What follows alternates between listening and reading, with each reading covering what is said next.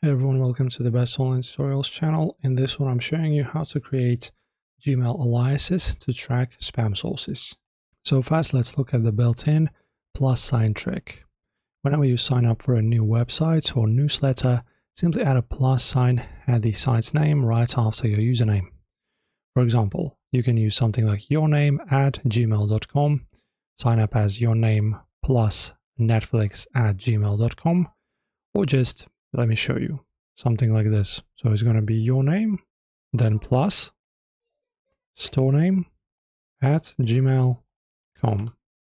Okay, this is it. And Gmail completely ignores everything after the plus sign for delivery, so all your emails still land in your main inbox without creating any extra accounts.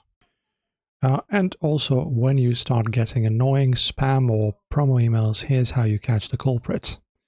So just open up a message and then click the small details arrow next to the recipients right here and check which alias address it was sent to.